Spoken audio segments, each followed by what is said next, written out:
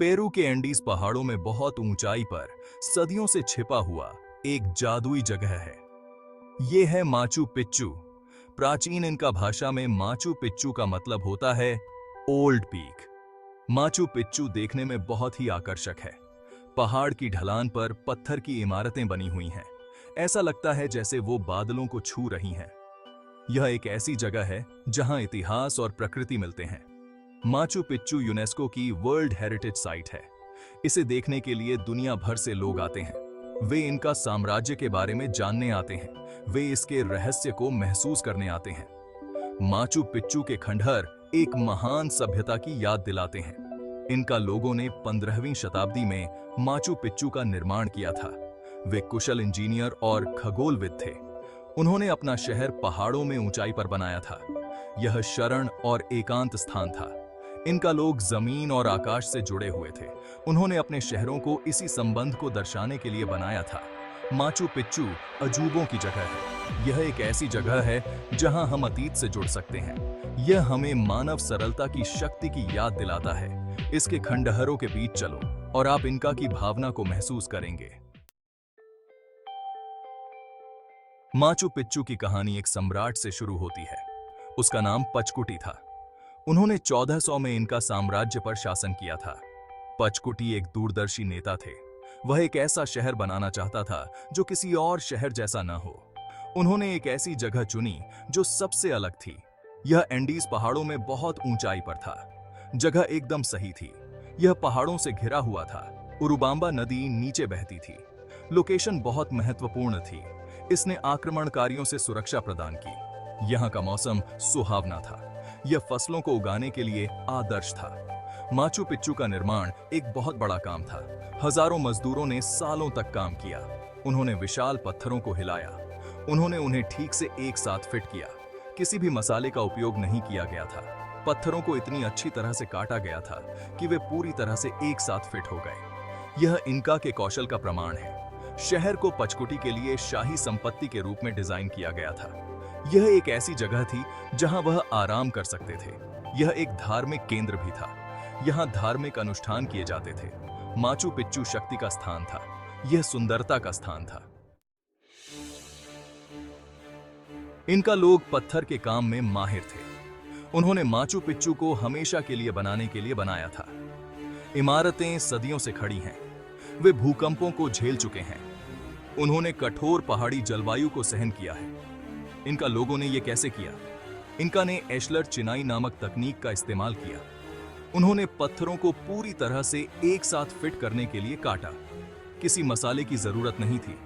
पत्थरों को उनके अपने वजन से एक साथ रखा गया था। माउसियस से मिट्टी के सारसी कारिना ने ट्रैपेजॉइडल निर्माण नामक तकनीक का भी इस्तेमाल किया। इमारतें नीचे से चौड़ी थीं। इसने उन्हें और अधिक स्थिर बना दिया। माचू पिच्चू में इस्तेमाल किए गए कई पत्थर बहुत बड़े हैं। कुछ का वजन 50 टन से भी ज्यादा है।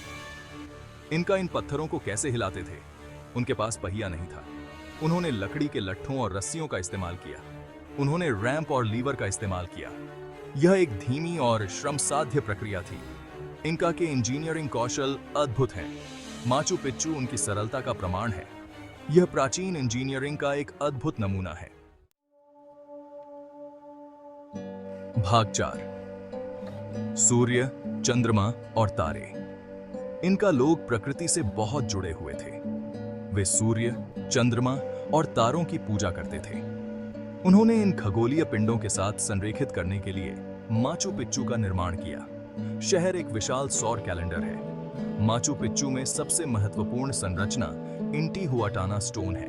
इनका भाषा में इंटीहुआटाना का अर्थ है सूर्य का बांधने वाला स्थान। यह पत्थर ग्रेनाइट के एक ही टुकड़े से उकेरा गया है। ऐसा माना जाता है कि इसे एक खगोलीय वेधशाला के रूप में इस्तेमाल किया जाता था।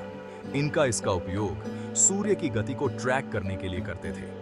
वे इसका उपयोग संक्रांति और विषुवों को चिह्नित करने के लिए करते थे। सूर्य का मंदिर एक और महत्वपूर्ण संरचना है।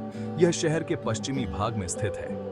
मंदिर एक पवित्र चट्टान के ऊपर बनाया गया है। यह ग्रीष्म संक्रांति पर उगते सूरज के साथ संरेखित है। इनका का मानना था कि इस दिन सूर्य देवता इंति का पुनर्जन्म हुआ था। माचू पिच्चू इनका के खगोलीय ज्ञान का प्रमाण है। यह एक ऐसी जगह है जहां स्वर्ग और पृथ्वी मिलते हैं। भाग 5। एक फिर से खोजी गई दुनिया। सदियों तक बाहरी दुनिया माचू पिच्चू के बारे में भूल गई। 16वीं शताब्दी में इनका साम्राज्य स्पेनिश लोगों के हाथों गिर गया। माचू पिच्चू को छोड़ दिया गया था। यह जंगल में छिपा हुआ था।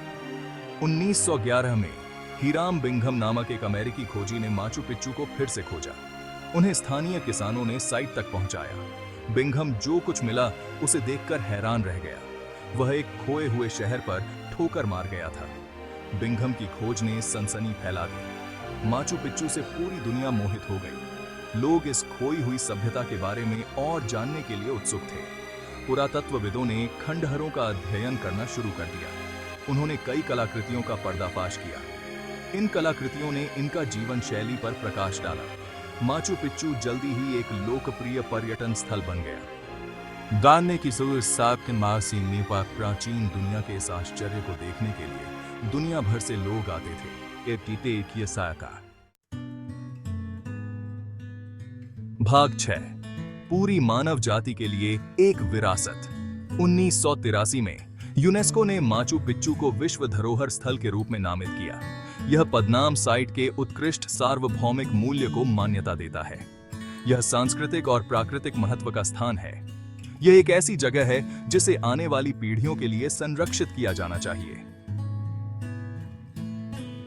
आज माचू पिच्चू दुनिया के सबसे लोकप्रिय पर्यटन स्थलों में से एक है। हर साल लाखों लोग इस जगह पर आते हैं। पर्यटन ने इस क्षेत्र में कई लाभ लाए हैं। इसने रोजगार पैदा किया है और स्थानीय अर्थव्यवस्था को बढ़ावा दिया है।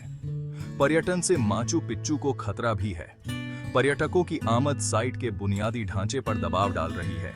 पेरू की सरकार संरक्षण के साथ पर्यटन को संतुलित करने के लिए काम कर रही है। उन्होंने एक टिकटिंग प्रणाली लागू की है। बिन की पर्यावरण पर बीएससी से किसी को मफाका पर्यटन के प्रभाव को कम करने के लिए काम कर रहे हैं। भाग 7। माचू पिच्चू भविष्य। माचू पिच्चू अजूबों की जगह है। यह एक ऐसी जगह है जहां हम अतीत से जुड़ सकते हैं। यह एक ऐसी जगह है जो हमें मानव सरलता की शक्ति की याद दिलाती है। इनका ने बादलों में एक शहर बनाया।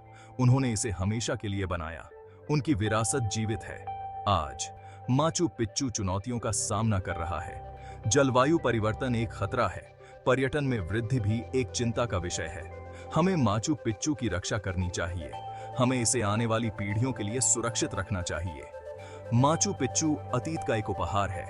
यह मानव भावना की शक्ति की याद दिलाता है। यह एक ऐसी जगह है जो हमें बड़े सपने देखने के लिए प्रेरित करती है। आइए हम इस खजाने की रक्षा के लिए मिलकर काम करें। आइए हम यह सुनिश्चित करें कि यह आने वाली सदियों तक लोगों को प्रेरित करता रहे।